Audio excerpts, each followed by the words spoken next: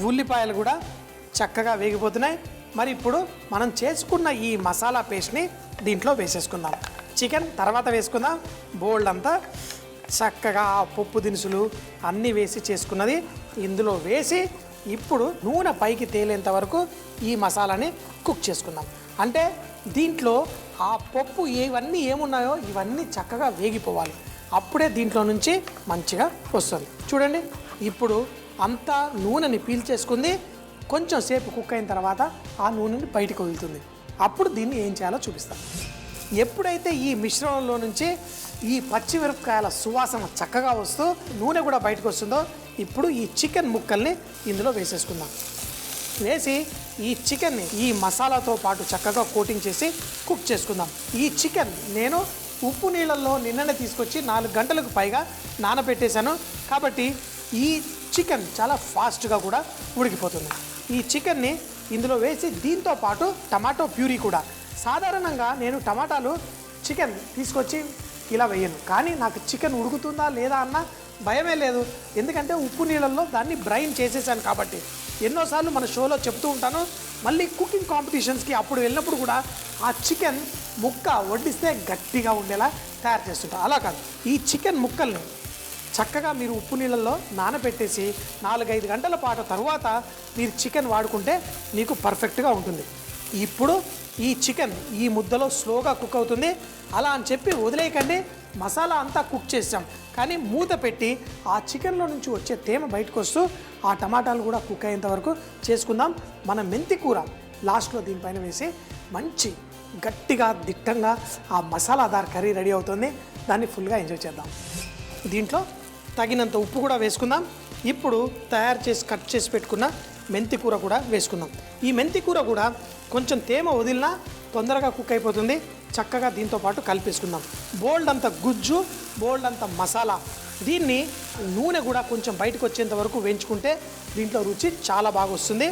ఆ చికెన్ని చక్కగా పట్టేసుకున్న మన ఆ మసాలా ఏదైతే ఉందో ఇందులో మెంతికూర వేసి కొద్దిసేపు మూత పెట్టేసామంటే ఈ ఆకులోని తేమ కూడా బయటకు వస్తుంది. ఇప్పుడు మూత పెట్టేసి దీన్ని ఇలా కుక్ చేసుకున్నాం. కానీ మధ్య మధ్యలో తీసి ఎటుపక్క మాడకుండా కొంచెం జాగ్రత్తగా మనం చూసుకోవాలి. ఎందుకంటే ఈ పప్పు మసాలా కింద అంటుకునే ప్రమాదం ఉంటుంది. కానీ ఎప్పుడైతే మీరు మెంతికూర వేస్తారో ఇప్పుడు చూడండి చక్కగా కింద ఎక్కడ అంటుకోకుండా పర్ఫెక్ట్గా ఉంది. ముందు మూత పెట్టి 1-2 నిమిషాలు కుక్ చేసి తర్వాత దాన్ని మరి కొంచెం సేపు కుక్ చేసుకుంటే బాగుంటుంది. ఉప్పు మీరు లాస్ట్లో కొంచెం అడ్జస్ట్ చేసుకొని దీన్ని వడ్డించుకుంటే అదిరిపోతుంది. చక్కగా నూనె సైడ్ వదిలిన ఈ ఆకుకూర ఎలా ఈ చికెన్ ముక్కలకి పట్టేసి పర్ఫెక్ట్గా ఉందో ఈ విధంగా మన ఈ మెంతి కూర చికెన్. ఇందులో రకరకాల పప్పు పొళ్ళు కూడా వేసాం. దానివల్ల కూడా ఇలా చూడ్డానికి చక్కగా ఈ మసాలా పట్టుకున్నట్టు ఉంటుంది.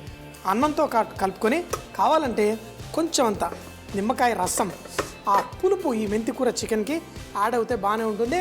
టమాటో కూడా వేసాం, కొంచెం పులుపు ఇంకా కావాలంటే వేసుకోవచ్చు. అమ్మా, అలాంటి వాళ్ళది నిజమైన ప్రేమ కాదు, అది వ్యామోహం. ఎగ్జాక్ట్లీ చిన్నత్త, నిజంగా ప్రేమించుకున్న వాళ్ళు అలా చేయరు. ఎంత మనసు విరిగిపోతే కన్న కూతుర్ని పట్టుకొని మా దృష్టిలో చచ్చిపోయా ఉంటుందా తల్లి? అది సరే అమ్మా, తన కూతురుతో తన మాట అనేటప్పుడు ఆమె మాటల్లో వ్యథ, కళ్ళల్లో బాధ గమనించావమ్మా? పెద్దబాబుకు బర్త్డే విషెస్ చెప్పు కూడా వెళ్ళాం కదా. ఊరికే ఎలా కాలిపోతుంది? మంట పెడితేనో పడితేనో తగలబడుతుంది.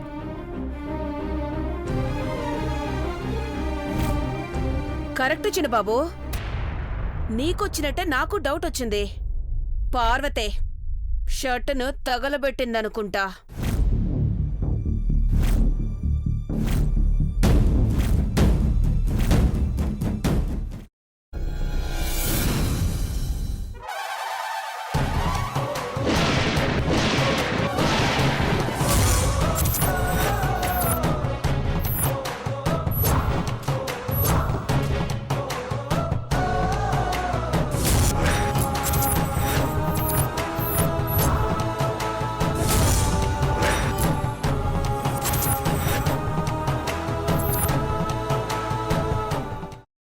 కున్న తర్వాత పొట్టు తీసేసి చాప్ చేసి పక్కన పెట్టుకోవాలి.